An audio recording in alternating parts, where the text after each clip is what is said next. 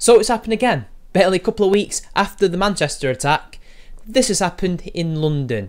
London has gone under attack from terrorists. The death toll has risen to 7, 48 injured, 21 fighting for their lives. The armed police have made 12 arrests in East London alone.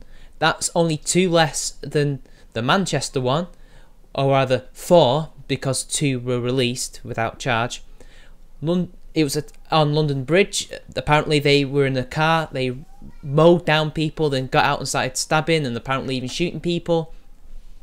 And the major parties have since suspended election campaigning, because why not? You have to during a crisis like this.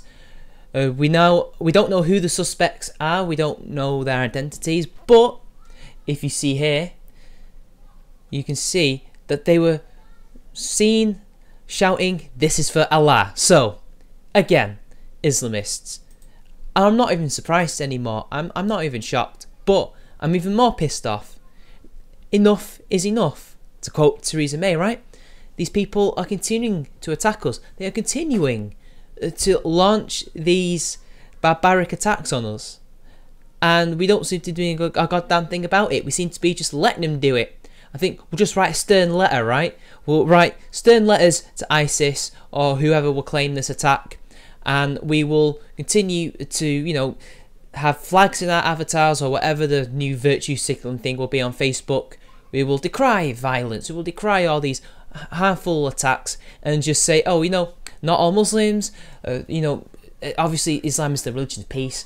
We will bend the knee further and rinse and repeat. It's the cycle, isn't it? And, well, I'm just really pissed off about this now.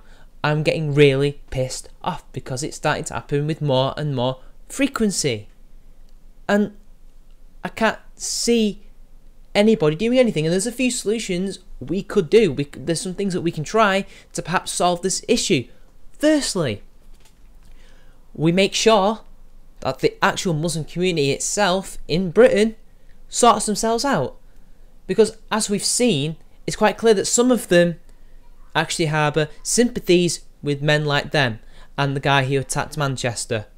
And the rest of them, apart from a minority it seems, are more than willing to turn the other cheek. They might not agree with the methods, they might not even agree with the ideology, but they do nothing and instead complain about Islamophobia.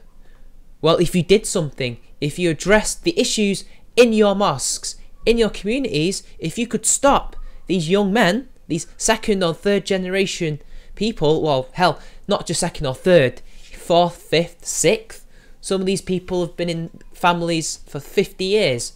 So, like, sort them out. Help the police. Help the rest of British society, because we're all British. We're all fellow citizens to fight this threat. Stop joining in with social justice warriors and the politicians and bending the knee to these people saying, oh, not all Muslims, we're religion of peace. Well, if you are the religion of peace, which you aren't, but if you are, act on it. Sort these people out. Help the police. Rat them out if you have to. And it's not just the Muslim community has to do stuff. The rest of British society have to wake up. We have to get woke, activate the almonds, red pill ourselves and realise that, oh, this is a serious problem. The religion is indeed at fault for this. When we've got imams in Australia, I forgot his name, please forgive me, but he speaks the truth when he says this is radical Islam. It says it in the Quran, and this is why they're doing it, and he's the one speaking out and he's getting attacked for it, not just in Australia but the West.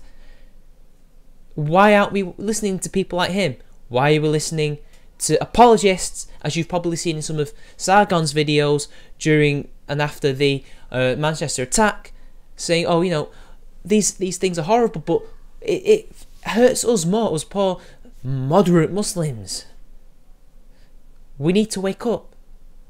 We need to act fast. Otherwise, what we will soon see is going to be gone. Our rights will slowly wither away as the government takes authoritarian steps to handle the situation. And I've been seeing Labour supporters saying this is what's going to happen with the Tories in power. But hey, you know what? Corbyn will do the same regardless. So either we sort the issue out now before the rest of our rights are eroded, or we just continue to allow ourselves to get bombed or stabbed or mowed down or shot and see our rights wither away and our culture degraded. So it's up to you guys. It's up to all of us. I'm not even saying blame all Muslims. There are some people who have said such things. I don't blame them all. It's the ideology. But most of them aren't doing a thing about it. They don't want to do a damn thing. But anyway, I'm going to start repeating myself. All I'm going to say is, wake up.